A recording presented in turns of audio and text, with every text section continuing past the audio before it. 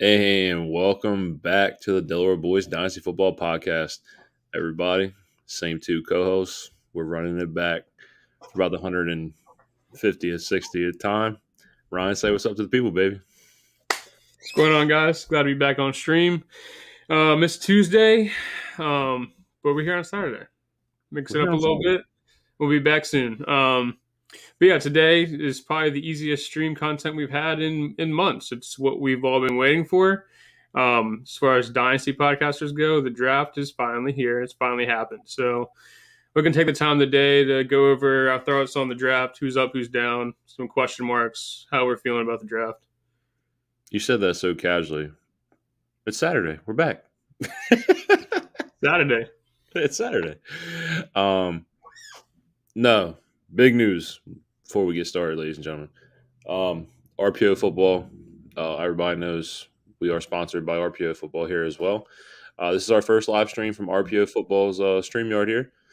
Branding is still a little basic. We're still working on getting that all situated. That is a little bit more difficult than what I expected. But by all means, we're going to get it. And what I mean by that, Ryan's going to get it because I suck with technology. So thank you to those guys over there. This will be live on their Twitter, my Twitter, and their YouTube. Please check it out. Draft happened. We are done. It was an amazing, amazing draft. Except for the running backs. There's only two running backs three that I like their spot. Like truly love their landing spot. Right. I mean, yeah, a lot of them got buried. Charbonnet got buried by Walker. That hurts. Abanikanda, who's one of my darlings, right behind Brees Hall. Brees Hall buried. Bro, A few of gone. these guys, they get drafted. They're just what you think. Whatever you thought they were going to be is gone. Same thing. Tank Bigsby is behind ETN. So it's tough out here. It's so unfortunate, bro. Like my running back darling, like comes to find out through his medical status that Sean Tucker has heart issues. Like that's so unfortunate, man. Because he's a top 3 talent in this draft class. It's so unfortunate, man. But let's get into it, boys. QBs. Let's start with the darlings of this class. I'm gonna throw it out there. The QB1 of this class went 1 overall. I'm tired of this. I'm tired of this Stroud talk. I'm tired of this Anthony Richardson talk.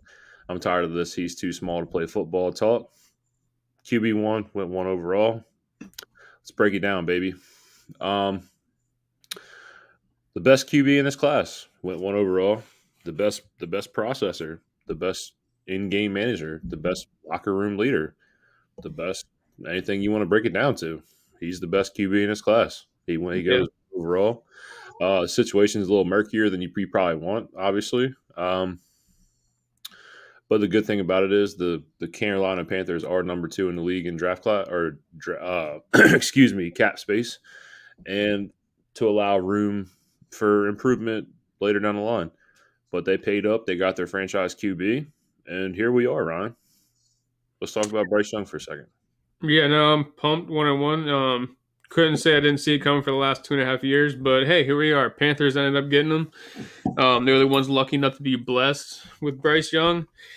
And one of the things you didn't touch on, that I think he excels in the most, is he gets absolutely killed for his size. But yeah, he has this innate ability to sense pocket pressure and also be able to evade and throw outside the pocket is what he does best. And for as small he is, he didn't take many hits at Alabama. Given that Alabama's offensive line is always juiced, but still, watch the tape. I mean, he's magical outside the pocket. He gets the job done. Also, the ability to throw from different arm slots, arm angles. Yeah. Herb. He had 2 balls batted down at the line of scrimmage last year. 2. So stop worrying about the size. The kid can play, baby. I'll be honest. Me and you, we were watching the draft together. We were. So yeah, I'm gonna tell you what. When I saw Houston trade back to pick 3, and they selected Will Anderson, it's a great process. Yeah, but I don't think they're a roster that was ready to trade future draft capital to get back into this draft. Obviously, Will Anderson is a generational piece, but to me, that tells me one thing.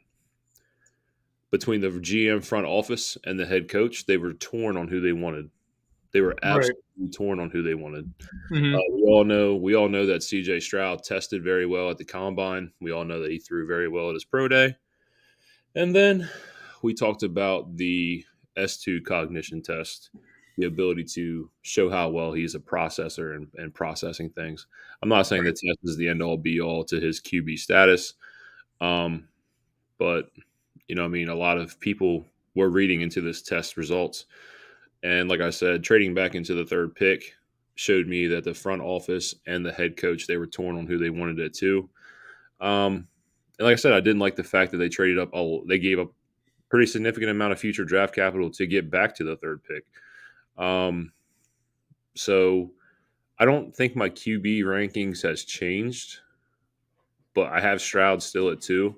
But I think Anthony Richardson closed that gap significantly with his landing spot. Yeah, I was gonna say I was about to touch on Richardson because he might be my two. I mean, can we honestly say? I mean, I get the floor ceiling argument is insane. Like Richardson's ceiling is much higher than Stroud's ceiling, but Stroud has a better floor. So take this with what you will. Even the Colts themselves said, "Hey, we know he's not 100% ready. We know they might be rough out the start, but we're going to work with him." And I think that's like really big, especially in Dynasty where like you have these quarterbacks for a long time. Like if you got a team that's willing to work with a quarterback, get the development going, kind of like Josh Allen with the Bills or Daniel Jones with the Giants. I mean, you see what those two have done. Like it's worked wonders for them. The only thing that scares me is the two examples you named were far better passers in college than Anthony Richardson. Daniel Jones, I mean, at Duke, I mean, he was more he was poised. he He's was more poised. average, but He's yeah, I more get what you're poised than saying. this man. The only thing is, like I told you, and we agreed that I wanted Anthony Richardson to go to a spot He could where he sit would have time to develop, right. be a clipboard warrior for a little bit, learn, breakdown, process. That didn't happen for him, Nope. which is okay. Is okay. Um, he's going to run the ball a lot. Yeah, There, this is the 2018 to 2022 Baltimore Ravens. This is what the Indianapolis Colts are going to be. right. So Michael Pittman, gone. Um, Jonathan Taylor though. Oh, not high. yep. But no, I mean, so you're gonna have to take the good and the bad with this. Right. I don't think year one is gonna look pretty. I think the floor for the rushing upside obviously is safe, but the passing, what you expect to see from him throwing the ball is going to be very ugly. It's going to be atrocious. But take that for a grain of salt as well. Right. They believe in him. They wouldn't draft him 4 overall if they didn't believe. So at the same, we'll see what happens. How this develops. It's a great player coach fit on top of that because Steichen was just with Jalen Hurts and he did wonders for him. So I mean, maybe they say do the same thing with Richardson. But like you said, all these three guys that I've named were better passers in college. So we'll see how it goes. But Fair enough. Fair I enough. don't, I don't love Stroud. Eh, Just go ahead, man. Say it. Say it. The community needs to hear this. They need to hear this. Say what you want to say. that's it. I mean, I'm not gonna say I just it's just a gut feeling, man. I've just never been on Ohio State quarterbacks. So now we're helmet scouting. He's always had like these amazing receivers to throw to, and I get, hey, Joe Burrow did the same thing, but he also threw for like what 6,000 yards that year, 50 touchdowns. So we're talking, no, we're not even close. So he's always he had what Garrett Wilson, Chris Olave, Jackson Smith and Jigma, Emmanuel Ekba, But Marvin Harrison Jr. I but mean, Joe Burrow scored a 94% on the S2 cognition test. yeah, Not exactly. 18%. I don't know if CJ Stroud is a product of Ohio State or if he's actually a good quarterback. There's definitely tape that shows he can put the ball where he wants to, but he didn't look great in a lot of games, to be honest with you. And the one game he shined in, he got lucky against Georgia. I say this, man. I'm gonna leave it at this. In all seriousness, I'm not one to completely write somebody off because of this test. I'm not. That's not what I'm doing. I've had Bryce Young as the better QB specifically for the reason that he plays in a pro style system from day one. He learns how to read defenses from day one. They praised his ability to read defenses and have a high game IQ and a willing to learn since he played at Mater Day High School. This kid was a 5-star recruit out of Mater Day High School.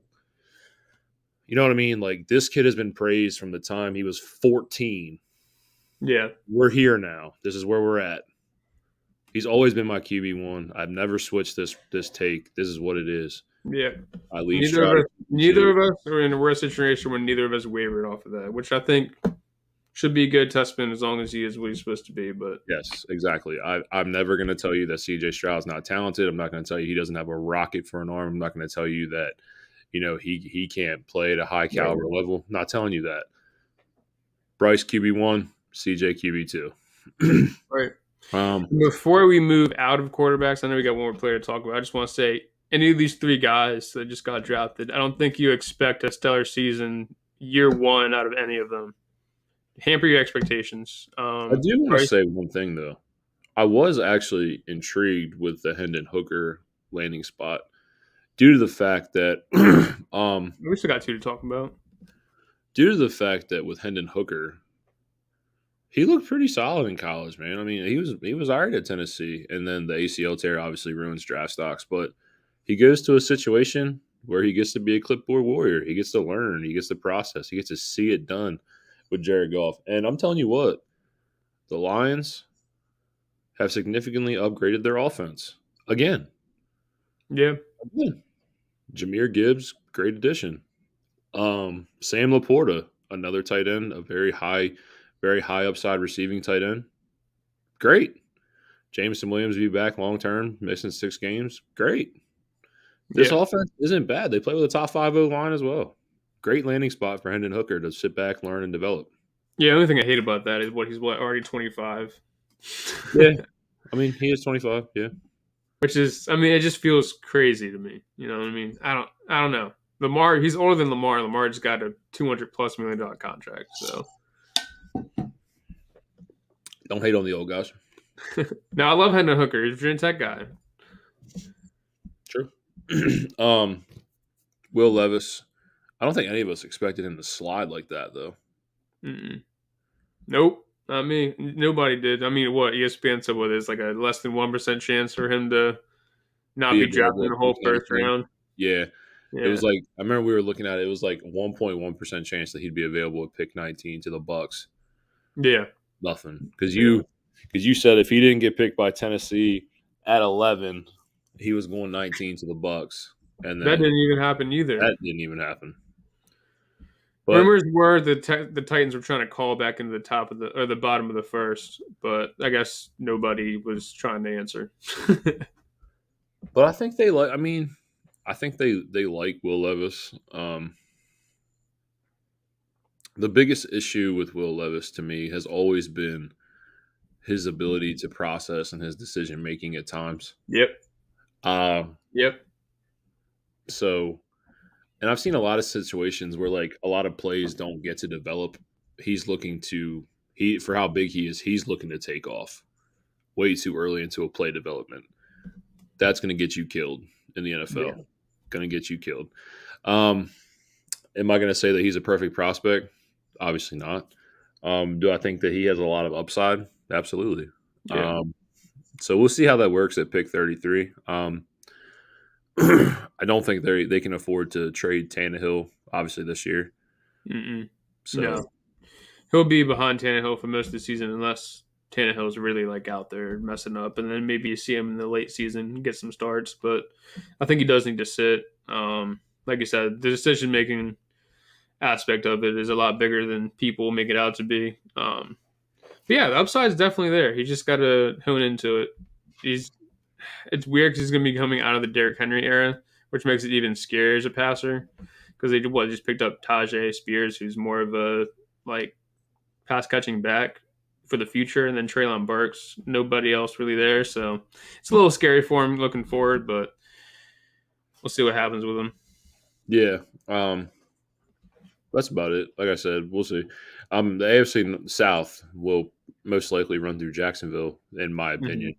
If they're out of Well, contention, you might see him by like week 10, week 11. yeah, So for sure this year the Jags should be able to run away with it, considering there's 3 rookie quarterbacks going at it. true. Um, so let's get into the running backs. Um, I'm just gonna start this off, and I want to say shout out to any Falcons fans that I know. One being Frankie specifically. Frankie. Last 3 years, first round picks, top 10 picks on offensive positions. Kyle Pitts, Drake London, Bijan Robinson, man. And if there's any head coach that you want to be linked to as a running back, it's Arthur Smith. Yep. This is my dream destination for this guy. Bijan, one of the most talented running back prospects you and I have been able to watch in college football in quite some time. He goes to the perfect situation. This team filled holes. They attacked the free agency very aggressively on the defensive side of the ball, allowing them to build. They stuck by what they said. They believe in Desmond Ridder, and they Sure put their do. money where their mouth is. Welcome, Bijan Robinson, Yeah, I think it's a home run pick, like you said. home run pick. You saw what they did last year. They gave Algier 1,000 yards and had Cordell Powder. They're literally running with whoever they can, and now they have Bijan Robinson. Yeah, that's what So I'm saying. he's So, like, definitely going to get that workhorse role that you want out the gate, which is huge. right. And it's nice to say that like the Dynasty RB1 that everybody's been hoping for, the chance is 100% there.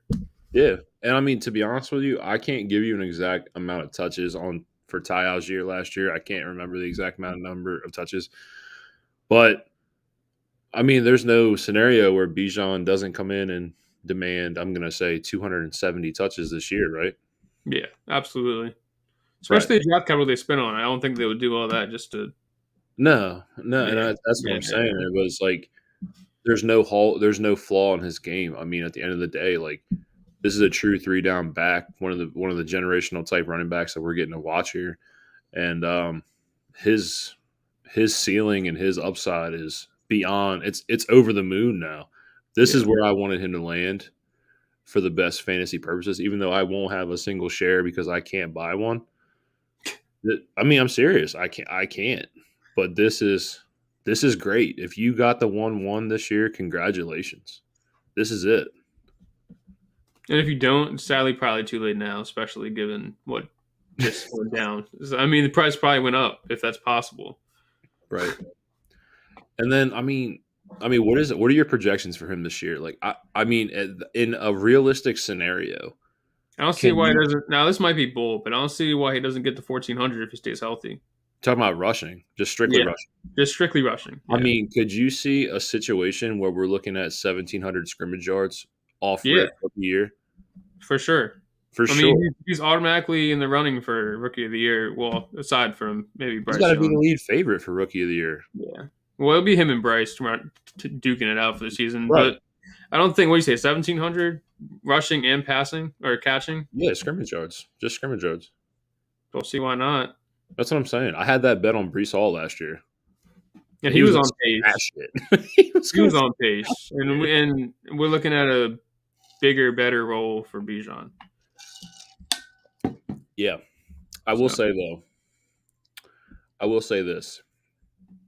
Ty Algier played really well last year, as opposed to when Breece came to the Jets.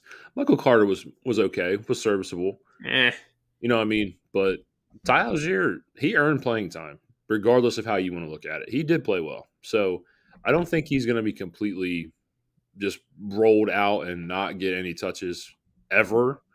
But his dynasty stock is gone. See ya. Yeah, it's sad. Moving past.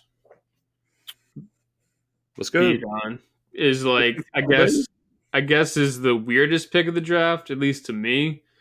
Jahmyr Gibbs to the Lions, and he gets to run and take that Swift role that they've always wanted Swift to be, but he couldn't stay healthy. So now enter Jahmyr Gibbs, who I'd imagine profiles as Swift plus to them.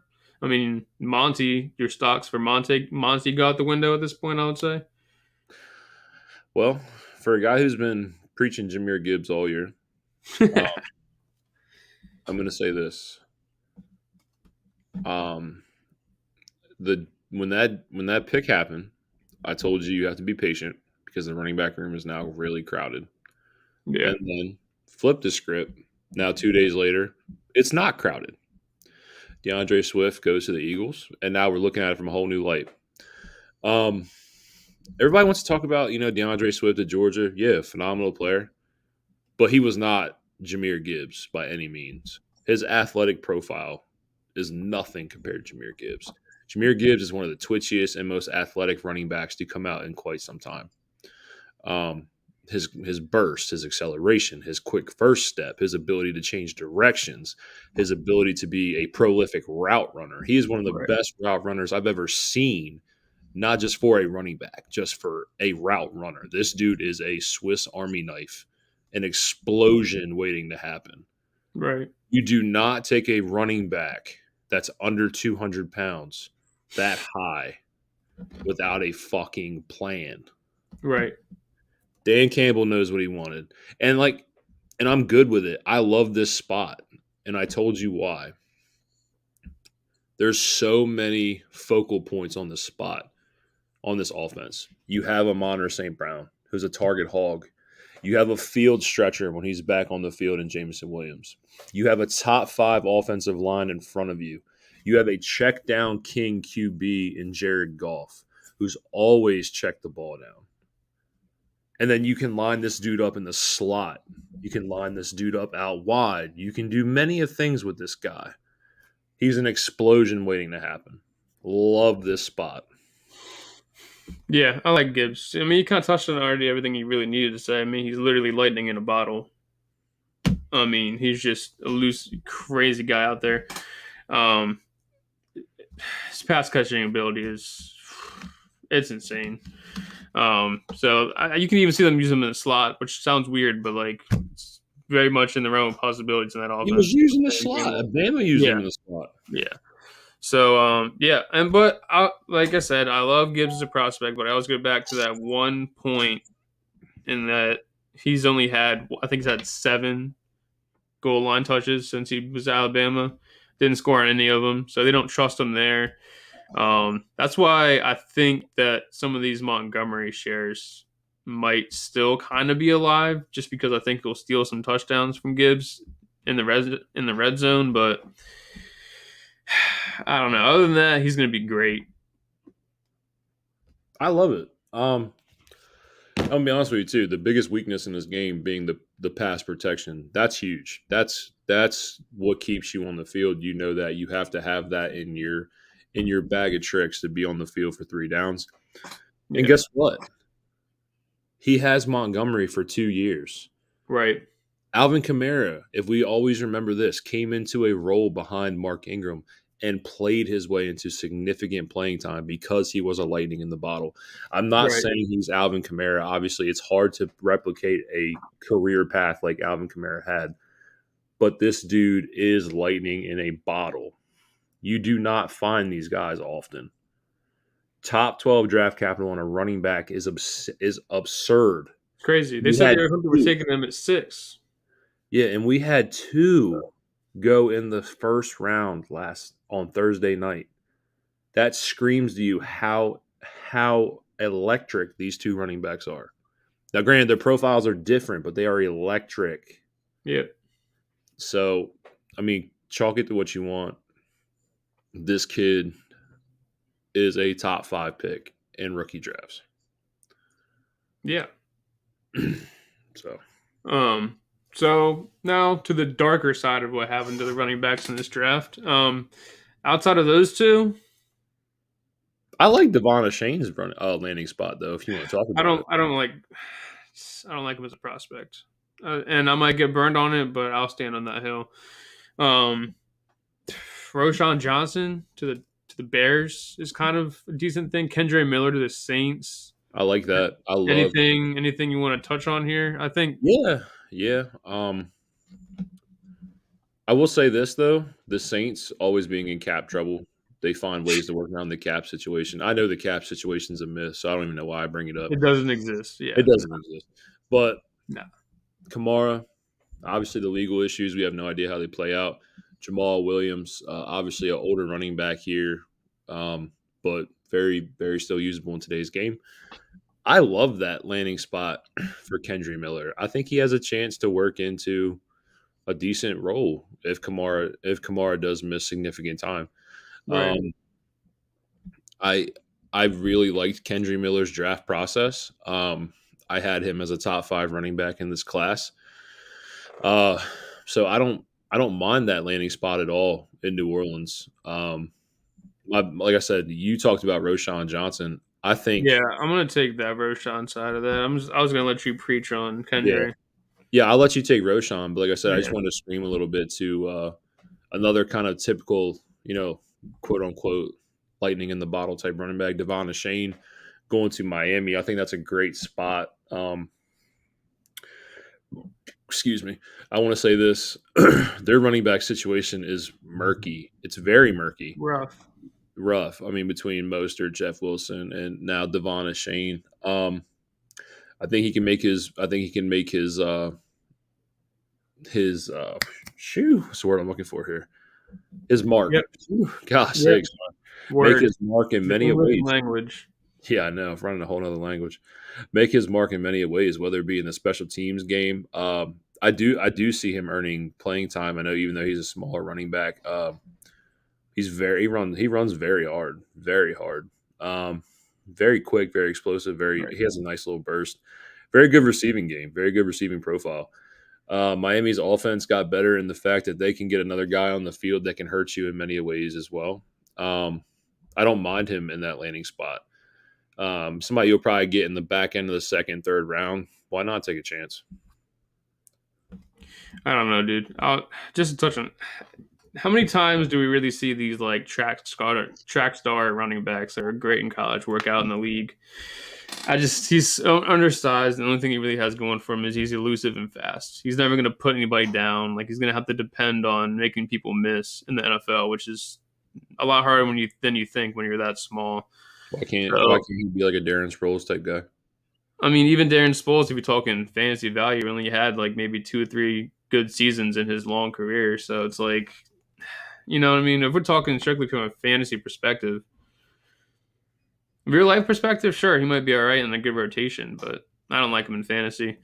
But Roshan Johnson, though, now, he got a lot of hype after the season. You know, being stuck behind Bijan's got to be one of the toughest things to do as a running back, considering you're behind a generational guy.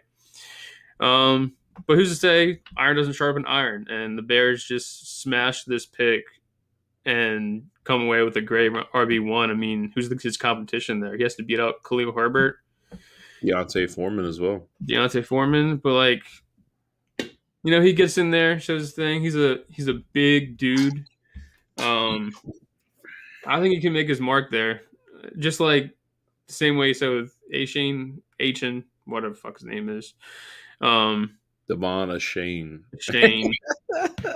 Forgive me, I've heard it said 3 different ways in the past month, so I don't really know which one it is. I apologize. But yeah, nah, I kind of like the Roshan Johnson to the Bears thing, especially because you got kind of already like a running style system going on there. Um, you were a big Tajay Spears believer. Any thoughts about the Tennessee landing spot? Yeah. Um, I don't know. We'll see. I think he's exactly what I said he was going to be. Kind of just be that gadget guy. He's going to be behind Derrick Henry this year. Maybe just take the load a little bit off of him, pull back just a little bit on Derrick Henry now that he's 30. Let Tajay get in there, get some receiving reps, maybe carry the ball a few times. But his fantasy relevancy kind of fell out for me, sadly. Now when Derrick Henry finally goes bye-bye, which God knows when that is, we might be looking at a different story. But for now, I'm a little upset about it. But Like I like I said, said, I think he'll be finding that. I think he'll be finding that role behind Henry. So if I don't see fantasy success, maybe I'll get to see on-field success. I think this is a long-term play here. Right. Yeah. Obviously, I mean, what's the outlook when Derrick Henry's gone? Do you think this is a guy that you can prototypically see being a 3-down running back? That's my question to you. Yeah, he profiles as a guy. I mean, he's a little bit smaller than your typical 3 down back, to be honest with you. But he puts on. He's actually bigger than his height was. He listed around 210, I want to say. So he's got the size. I don't. I guess typically, kind of like look at it like build style is kind of like close to like a Miles Sanders if he puts on a little bit more weight, and he's been So I'm a little bleaky on it, but I mean, we'll you see. love the guy. I mean, that's I all love I'm saying. him. But That's what I'm like, saying. You love the guy. but I always liked him as like how we're going towards a committee in the NFL. I think he'll be that good, like just receiving back, kind of how it's like talk about these guys. Maybe not to that exact extent, but the example you used earlier, where it's kind of like Alvin Kamara to Mark Ingram role, where they can like have a big bruiser kind of like do all the heavy work for them and just let them shine in the middle of the 20s. Got you. Like I said, Tajay Spears was always your guy. Yeah, I like Tajay Spears, and Yeah, I'm glad that he's in a spot where he can actually play. A few of these running backs got absolutely killed with their shafted, with their shafted. with their draft capital. I mean, it hurts a lot. Charbonnet, who went up everybody's boards, kind of touched on it earlier, but going to the Seahawks, he's behind, or at least going to share time with Ken Walker, who they just spent capital on last year. So, what are your thoughts on him, Charbonnet. Charbonnet? Like, what are we doing here? He's going to be the hardest player to rank. He has to fall. I mean, Yeah. Pete Carroll would do this to you and me. He would do this. Pete Carroll is an asshole. But the thing is like I have to sit back and remember, like this man's building an actual football team. Yeah. This has Yeah. no fantasy purposes whatsoever, Mm-mm. implications, anything like that. And overall, that team got better. I actually like Ken Walker and Charbonnet in the same backfield. Obviously, they were playing between Travis Homer, DJ Dallas. I mean, we can keep going down this list for running backs that Seattle's had after Chris Carson got hurt. It's been fucking awful. I mean, I have to drop Ken Walker in my rankings a couple of spots. Tough. It's Tough. tough. It impacts both. I have to drop Ken Walker a couple of spots, but I still have him as a top 6 dynasty running back. You have Right. to. You have to. So at this And point, if you are moving him down just for like just to put a value on it, are you taking CMC or Kenneth Walker? nope. I will never take a 27-year-old running back with that many touchdowns on his body. All Sorry. right. I'm just I curious. will I had Walker over ETN, and I will take ETN now over Walker. Okay. So that's where we're at. He just So ETN we're in just the we're jump. in the ETN Okay. Barkley area right there. Jacobs, ETN Barkley Jacobs. I know McCaffrey's. I have McCaffrey ranked higher, but I will never ever do that. So, Charbonnet, Charbonnet. Charbonnet, however you want to say it. There's obviously no way that he's going in your first round. Yeah, he can't now, right? I mean, Yeah. unless you're like really delusional. But Right. I mean, so like realistically, where do you feel comfortable taking him? dude, I hate it because like I guess he's still gonna get work because they did spend the capital on him. But I mean, I think he falls out. He goes from the back end of the first to probably the middle of the second for me. But Pete Carroll also spent a first round pick on Rashad Penny, who never played. Never. So Yeah. I don't know what capital means to Pete Carroll. I have no idea. Not any idea. Chris Carson was a 7th round pick, and I guess whoever's got the hot hand, that's who's getting the ball. he was a monster. You know what I mean? Yeah. Yeah. And the way Kenneth Walker ran last year, how do you not give him the ball? Yeah. But you know what? Like I said, I don't think Charbonnet can be taken in the first. Obviously, that I feel comfortable if we're in a 12-team league, 2-5, 2-6. Like I said, middle of the second is like a Yeah, good, 2-5. probably a good spot for him nowadays. It's a rough situation. Yeah. Especially for a guy like that who was supposed to see early capital. He did see early capital. We did, just And not they with the got right team. Yeah. Yeah. thanks. And then a couple of the other ones just to kind of go down the line so we don't miss out on anybody. Bigsby to the Bigsby Jaguars, to the Jags. That which I think is actually a solid compliment to ETN. I don't mind that landing spot for either. yeah, but for dynasty purposes, Tank's value goes down wherever where it came Yeah, from. but who? Where? I didn't have Tank Bigsby in my top 10 running backs anyway. I didn't either, but a lot of people did. A lot So of people did. it Just didn't want to affect. throw that out there. And I think that's about everybody. My Sean Tucker beliefs. Tough news. You touched on it earlier, but I can't reiterate it enough. That's heartbreaking. Especially, Yeah. you work this hard to get that far, go all the way through college, and then as soon as it's draft day, it's like gotta shut it down. Let's talk about That's Zach Evans, who decided to not work out at the pro day and falls obviously a late 3 undrafted free agent guy. That hurts. I know people that had Zach Evans as their running back 3. yeah, That yeah. hurts. Where did he land? I don't recall, to be honest with you. I'd have to look myself. It's been a very crazy day for me. Let me see. Oh my god, I know it. As soon as you say it, I'm gonna feel dumb.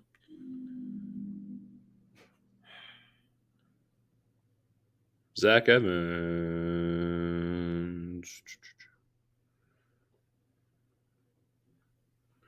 Like I said, it's been a crazy day for me. I didn't get to see all this. Just type his name in on Google, bro. I'll find in 2 seconds. Rams. Excuse me. Ram. Spot 215. Sorry, I didn't mean to hold you up like that. Like I said, it's been a crazy day for my family. Right here. Um, They did trade up 37 spots to get him, for what that's worth. like I said, it was rough on that note of that, but that's about it for my running backs I want to talk about. Let's run down. We gotta. You want to do a long show tonight? We got to do. I mean, it'll probably be like an hour 10 if we knock out receivers and then tight ends. So That's what I'm saying. You know what, man? It's draft day tradition. You know, we're talking draft. Let's jump into this. Let's jump into these wide receivers. well, first of all, before we say anything, I just want to say we witnessed history on Thursday. It was the first time since the merger that 4 straight receivers are taken off the board. Just want to throw that out there. So let's talk about it. I'm gonna be honest with you. They all went later than I anticipated. Mm-hmm. Well, I will say this: Jackson Smith and Jigba went later than I anticipated. Right.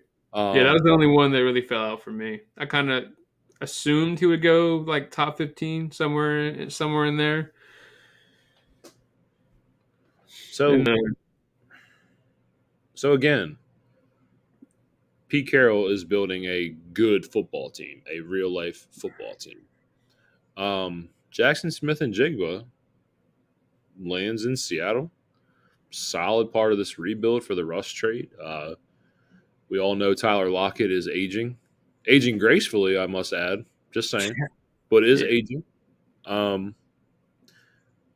in a couple of years, this is going to be DK and JSN's team.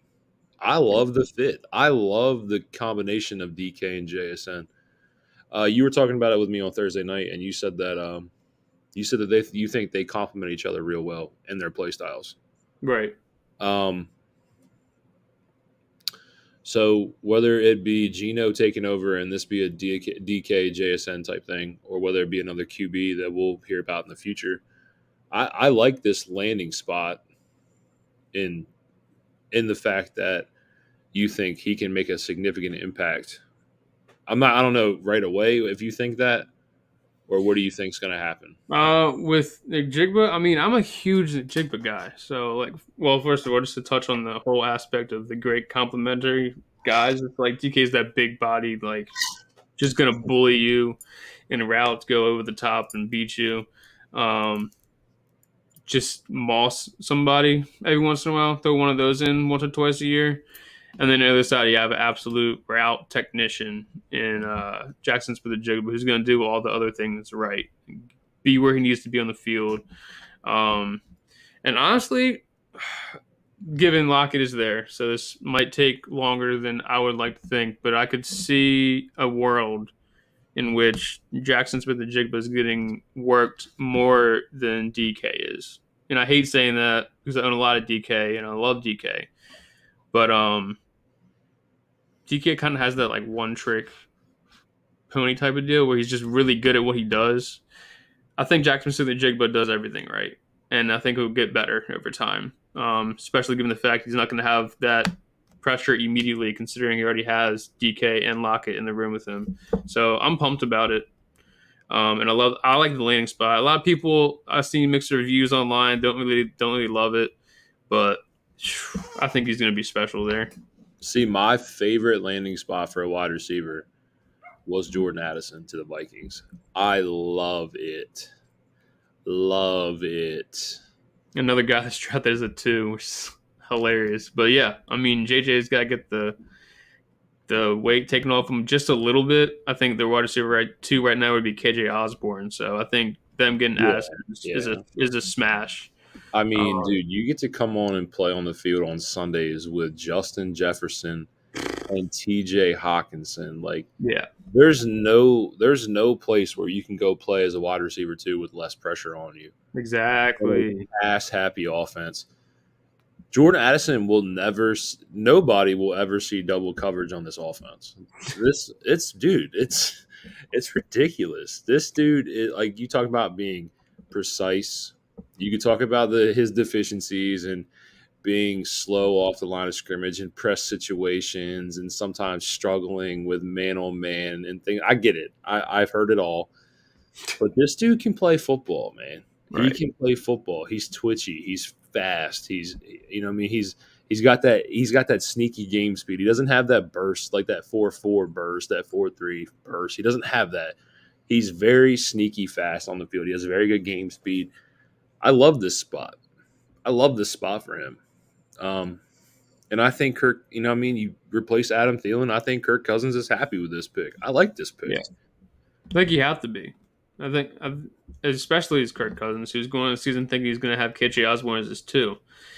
I mean, not only it takes a lot off of Kirk, it takes a lot off of Justin Jefferson, and they both take a lot off of Addison. I mean, Addison has a chance to like kind of sneak around the field a little bit. I mean, you figure most of the attention is going to be on JJ in some of these plays, so he'll get free a little bit more than he should, which is only going to help him get better over time. I mean, that's like you said, that's a great landing spot. I didn't say that Jackson Smith-Njigba was my favorite landing spot. I just said I like that he went there. Addison definitely had the best landing spot as far as fantasy value goes. See, I also think people aren't talking enough about Quentin Johnston's landing spot. Um, I, I don't and I like want to say it, I want to say this. I want to say this when it comes to it. Um, his receivers are on deals to where they were talking about cutting Keenan Allen this year, Yeah. and they're talking about the same thing with Mike Williams next year. Quentin Johnston runs a beautiful deep ball. He runs a beautiful, beautiful go route. It's beautiful. Herbert mixed with Kellen Moore mixed with Quentin Johnston, a receiver that they always favor the big body receivers, but they've never had one this fast. Yeah. Never had one this explosive off the line of scrimmage. And they've never had one who's this twitchy. This dude can move for being as big as he is. Absolutely move. Yeah. Herbert's A dot is going to shoot up. Go up. I love this landing spot for QJ as well. I really do. I think it's a beautiful landing spot, and I think he can now work him back inside the top 7, 8 picks. I saw him falling to like 110, 111. Like Yeah. he's now, I think he's now entrenched in the first 8 picks. Yeah. Um. Eh, I don't know. He kind of just feels like a fast Mike Williams to me. He does have issues. Let's not forget that he's still somewhat raw as far as like a wide receiver goes. He does have drop issues. Obviously, we've seen it happen. Deontay Johnson, who didn't spend a lot of time, had a rough couple seasons. He straightened it out in 2021, 2022 kind of came back, but so we've seen it happen. But that worries me as like a future wide receiver 1. I guess being with Keenan Allen and Mike Williams for a year might help a little bit, but I don't know. It scares me a little bit. But like you said, he is the guy for the deep ball. So if that's what the Chargers want to do, then hey, you done did it. You done did it. I'll tell you too. Let's just keep going down the first round. Zay Flowers, smooth, silky smooth. Yeah, I hate the landing spot though. Why? Why I do you really, hate the landing spot? I mean, what's he gonna This is what, not. like a realistic like mark? What do you put him at for like receiving Bro. yards? This is not the same offense it was with Greg Roman. Todd Munkin likes to spread the ball out, likes to play fast paced offense, likes to have his QB throw the ball, control the game, and go. And also, this is the worst defense Lamar has probably played with in his career. No bullshit. This You is say all that when he likes to spread stuff out, but dude, listen, it's Lamar Jackson, dude. Lamar Jackson is still gonna be running around like a mad person. There's no coach that can come in that can tame he only him. has a 9% takeoff rate off his dropbacks. Like, we talk about that, but like we talk about the amount of passing volume he had with Greg Roman. It is going to skyrocket going I don't into know. the 2023 season. We'll see. I mean, you have a non-pass catching back, which helps, but you got Mark Andrews who eats Great. targets, Sure, he's going to target. He's eats going to eat targets. targets, and then I mean, you kind of have to compete with Bateman on the other side of you.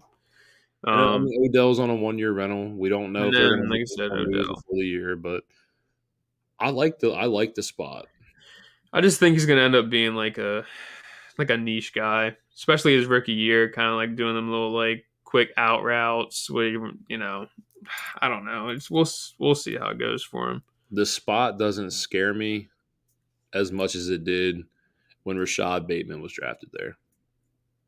Okay, that's fair. I don't know, dude. I don't know. I hate it for Zay. I was kind of hoping he landed with like a team like the Chiefs, the Bills, or the Chargers, where he can like really shine. But you think that the passing is going to go up significantly? It'll go up for sure because it's already at the floor, but I just don't know how much. And I feel like with Mark Andrews, he's going to be the one, and then he's kind of competing with three receivers past that. I love it. I don't mind the spot at all. Real life spot, great. Dynasty, not great. He's still a first round pick. Yeah. So And then what? That was the four we just went through. yeah, I mean you could throw up like a lot of people a lot of people were telling us about Jonathan Mingo. Okay, He was buddy. the answer. He was the fifth receiver off the board. Okay, it's great. Draft Again, capital I was watched there. the tape. I watched the tape. I was not impressed. I was not. I wasn't. I like Jaden Reed's tape better than Jonathan Mingo. Remind me what round Jaden Reed went in. Second round, Oh, did he really? pick 52. No shit. I must have flipped past my radar. I thought he went later for some reason. No, he went to the Packers. Nice. I like Jaden Reed's tape. Like I said, like people keep preaching this man Jonathan Mingo to me. Help me understand. Help me understand, bro. I think the Please. thing is, you have to look at it now. It's like, okay, maybe it's not the dynasty community. Maybe it's like actual NFL GMs, and I tend to not question them too much. But then again, the same people that took Jan Rager over Justin Jefferson. So it happens every year. But I don't know. Anytime you see a receiver with like for the most part unknowns late into the dynasty year, they come out and they go in the like second round. Like that's almost unheard of. So I'm not really sure what to do with him in rankings. But he would have to go up, right? Mingo. So obviously with draft capital involved, it makes things a little different like for us when it comes to ranking these guys. So obviously I had to take this into account. If you were looking at it from when we first created our rookie superflex rankings, he wasn't there. And I wasn't impressed. I wasn't impressed. And I will not I'm not going to tell you I was impressed because I wasn't. Yeah. But with the draft capital, I have to take that into an exception, and now we will have to come together and figure this out accordingly. Same for Jaden Reed. Same for Jaden Reed. Yeah. Um, yeah, so that as well.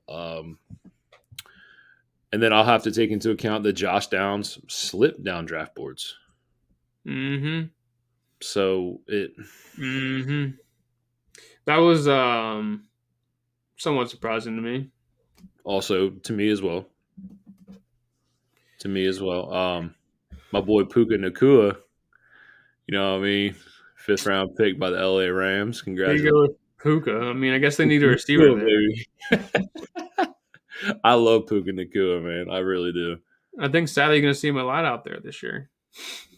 My boy Puka. I'm buying a jersey just so you know. Bro, for Christmas, please buy me a Puka Nakua jersey. And I could be wrong. One of your other guys, A.T. Perry, he went to the Saints, I believe. He did, and that kind of conflicts with like my breakout wide receiver in Rashid Shaheed this year. Really, Yeah, it definitely does. Yeah. If you believe in A.T. Perry, that Shaheed takes about out the door, huh? I don't know. We'll see. I mean, Michael Thomas be banged up by first quarter of week 2, so. Oh, sorry, coach. Tweaked my ankle for the 6th time. I don't know. Yeah, like I said, I preached A.T. Perry. I preached Tank Dell. Mm-hmm. Ho, we're missing one. We're missing a big potential riser here. We got Rashee Rice went to the Chiefs. Yeah. How are we feeling about that? Is this going to be one of those things where we did the same thing with Sky Moore and it bit us in the ass? Or are we going to assume that Rashee Rice is just a little bit better than Sky Moore was? Nah. I'll be honest with you, man. I never bit into the Sky. I never bought into the Sky We're Moore gonna drink the Kool-Aid, Steve, or are we gonna throw it in the trash can? I'll be honest with you. The only wide receiver they've hit on in the last 9 years is Tyreek Hill. That's it. I didn't like Sky Moore. I didn't either, and I didn't bite on him. And I wasn't one that was going to preach to like Sky Moore just because he was a Chief. Nothing about him stood out to me as a wow. I must have this guy on my roster. Right. And the same to Rashee Rice. Like, I don't mind him, you know what I mean, but he wasn't off the charts for me either. Yeah, I agree. I agree wholeheartedly. And that's me speaking as the wide receiver guy. Took a lot of time, too much time out of my fucking life to fucking scout these receivers this year. Me too. And yeah, I don't know. Rashee Rice, I don't think I'm gonna bite just because he has Mahomes.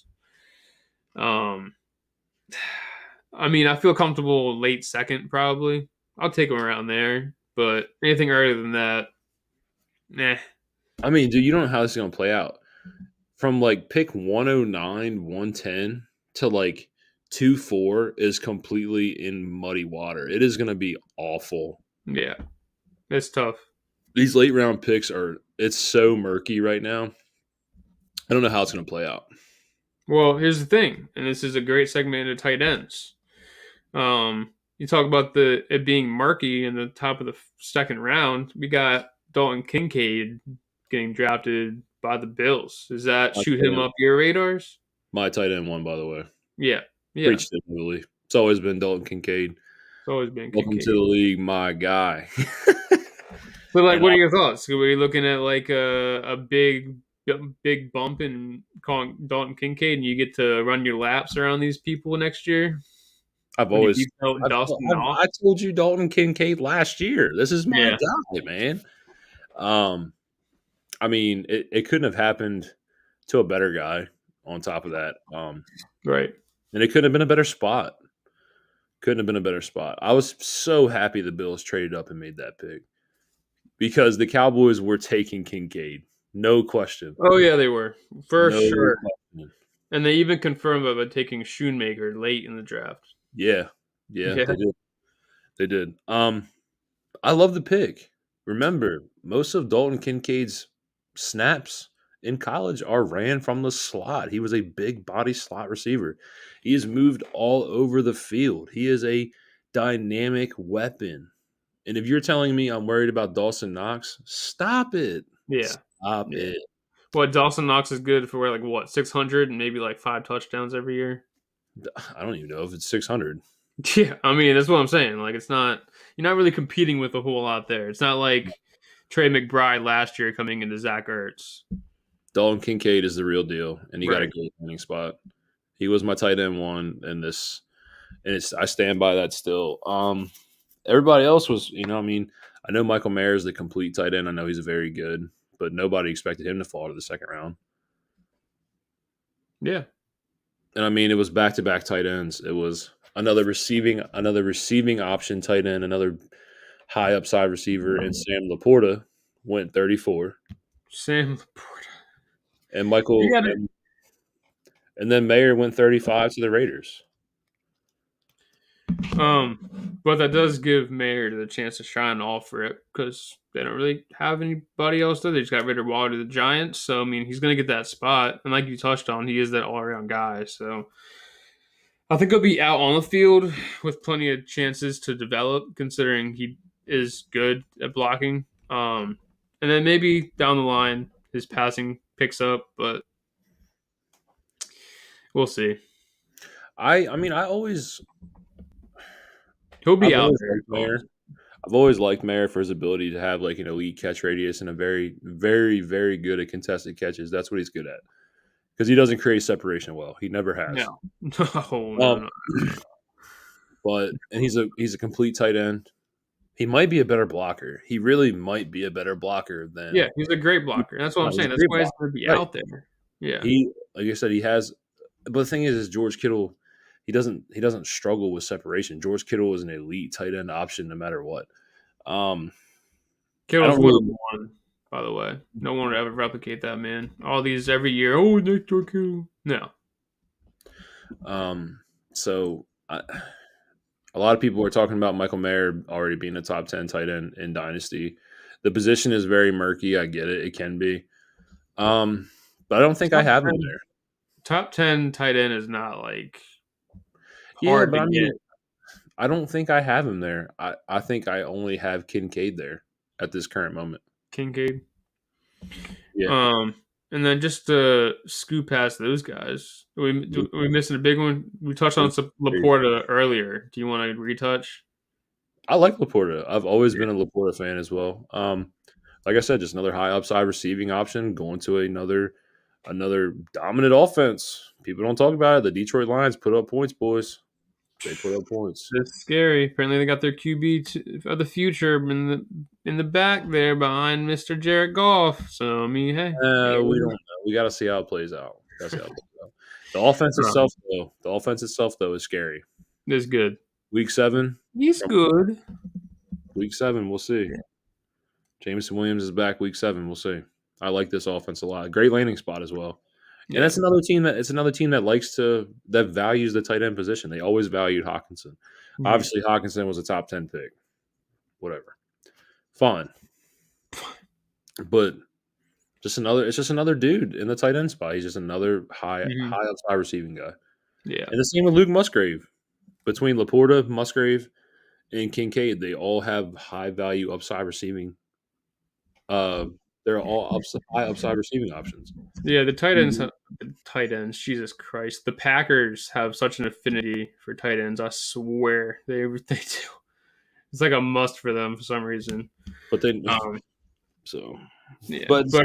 But here's the weird one for me as far as tight ends go was like everybody's combine darling. All the intangibles that like he didn't have time to show on the field. Darnell Washington. He ends up behind Pat Freiermuth now, so his value's kind of killed, unless the Steelers plan on running a 2 tight end set. But I mean, I was going to say, which I mean, you guys do, but I would still imagine that Freiermuth would be the star here. Absolutely. Yeah. This is a we're rebuilding up front, and this is to help Najee Harris type thing. Okay. This is what that is. We got our left tackle. We upgraded the guards. We're still deciding is it Chuck Okorafor or is it Dan Moore as a swing who's going to play the tackle position.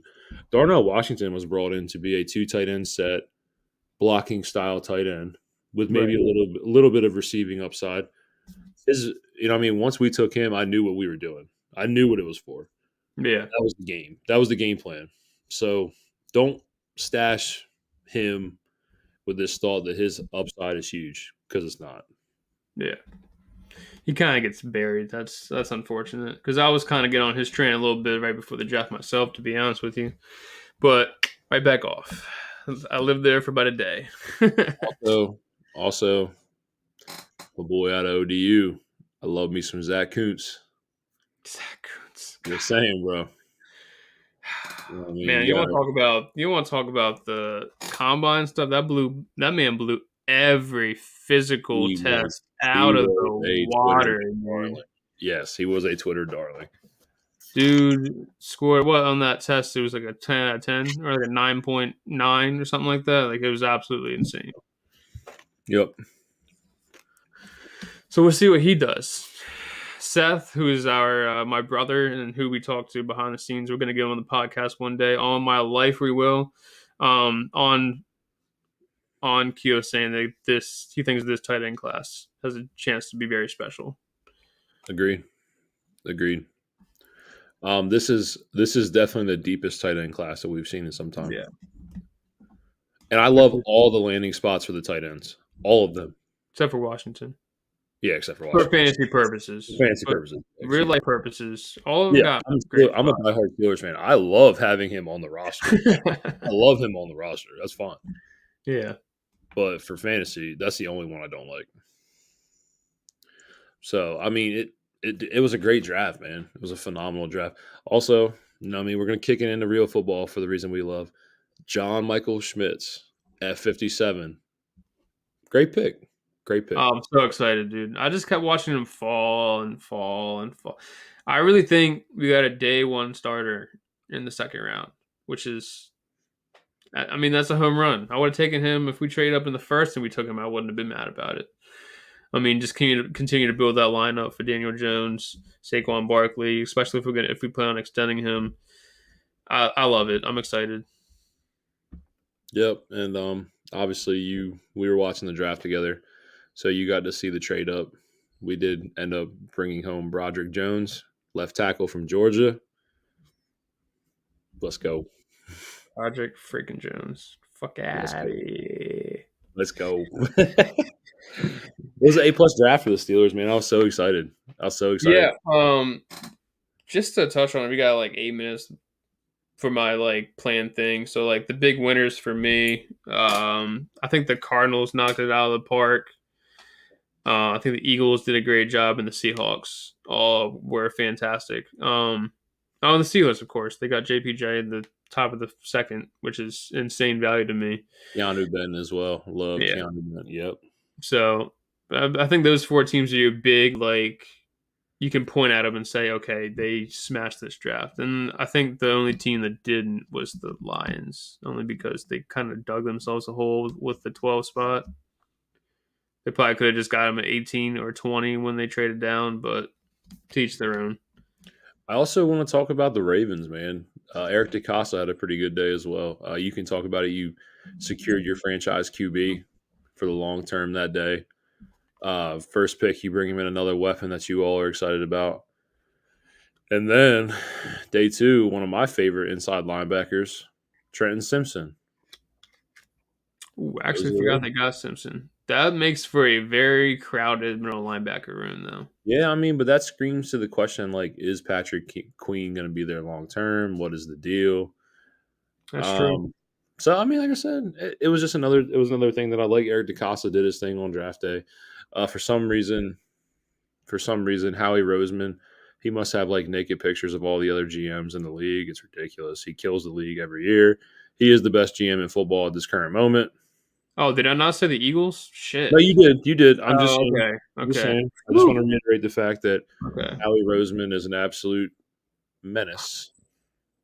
Yeah. No, he's. I can't stand that man. I'm so sick of this shit, dude. And then on top of that, getting those 2 absolute monsters on defense in the first round, you go and get DeAndre Swift after the fact, just to make that offense just a little bit scarier, which is. It's unfair the things that he does to this league. Also, shout out to the Patriots over there, trade up with us. They got my favorite corner in the draft in Christian Gonzalez at 17. Never understood the slide, but we'll go with that. I love Christian Gonzalez. I'm upset. Because once again, we're looking at a Patriots team that's going to get a star corner, and he's gonna shut that whole division down for the next 4 years, and then the Patriots are going to let him go. Bye bye. Fun times. I know we obviously did a long show tonight. We just want to do some draft recap. It's been a hell of a time with you tonight, buddy. Excuse me. Remember what I said, guys. This is RPO's first ever live stream podcast. You can find it on their Twitter site, their YouTube, or my Twitter. We're sorry we missed Tuesday. It's been a hell of a week for my family here. But we are back, and we want to say thank you. We appreciate you guys for tuning in. Again, we love you guys. You guys are the reason we do this. Ryan, you do your thing, baby. Yeah. Dude, I'm just so glad the job is over with. Now we can finally all collectively as Dynasty players sit here and grind out who we're going to take our picks with. And I'm sure as a podcast, we'll start knocking out.